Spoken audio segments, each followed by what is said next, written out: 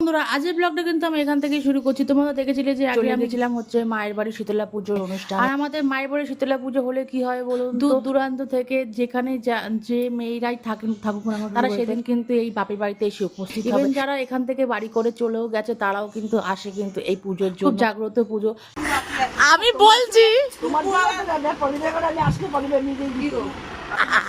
চা দি অবেকার মিথ্যা কথা বাড়ি বাড়ি কেন বলবো। এসে এবার কি হয়, এসে কিন্তু সবার সঙ্গে আমাদের আলাপ পরিচিত হয়ে সেদিনকে এসেছিল আমার পিসির মেয়ে বা যারা আগে থাকতো আমাদের বাড়িতে বা এখন বাড়ি করে চলে গেছে। পুজো তো এসেছিল, ইভেন আমাদের বাড়িতে প্রত্যেক বছর এরকম করে আসিত হয়ে পুরোনো দিনের কথা মনে করা ভালো, গল্প গুজব হয়।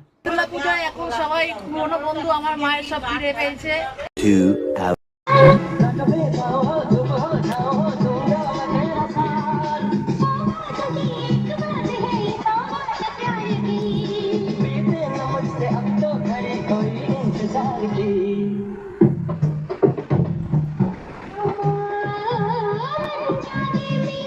এই হচ্ছে আমার ঢঙ্গি মেয়ে। যখন সবাই ঘরে ছিল তখন তো চুপ করে শুয়েছিল, কোনো কথা বলছে না। ওর তো যেন নতুন লোক দেখলে হচ্ছে অ্যালার্জি আছে। তারপরে যেই চলে গেল, তারপরে মায়ের পেয়ে গেছে একটা স্টোল, ওই স্টোলটা দিয়ে ও নাচতে আরম্ভ করেছে। দেখুন কেমন করে করে মানে আমাদেরকে নাচ শেখাতে আর হবে না। তারপর কিছুক্ষণ পরই চলে এলো আমাদের এই পিসি। এরা হচ্ছে পিসি কম আমাদের বন্ধু বেশি, মানে ব্লগে কম বেশি তোমরা এদেরকে দেখতেই পারো। না না খাও, এই যে ব্লগ হচ্ছে খাও। ডন্ডি কেটেছো লাইও, আমি ডন্ডি কেটেছি তো এর জন্য এই গো একটা মায়ের ব্যাগ চলে গেছে, মায়ের বন্ধুর ব্যাগ চলে গেছে। এবার আমাদের সমবয়সীরা এসেছে গল্প করার জন্য।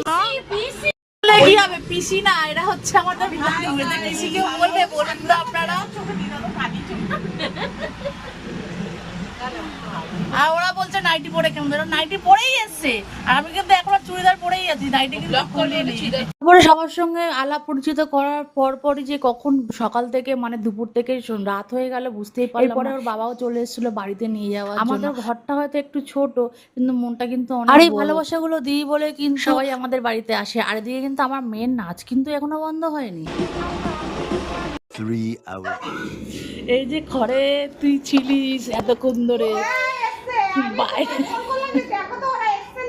তোর ভাই বউ জানে কিন্তু ইচ্ছা করে তোকে না হলো। এখন কিন্তু ঘড়ির কাটায় 12টা বাজে। ওকে বলেছি যে ফোন করে আমি কিন্তু আসিনি, আমার জামা কাপড়গুলো বাইরে মেলা আছে, তুই তুলতে মজা করছিলাম। তো এসে দেখেছি আমরা ঘরে আছি, দোতলা থেকে নেমে এসে আমার জামা কাপড় তুলতে এসেছিল। আর এসেও সারপ্রাইজ হয়ে গেল। তো আজকের এই ছোট্ট ব্লগটা তোমাদের কেমন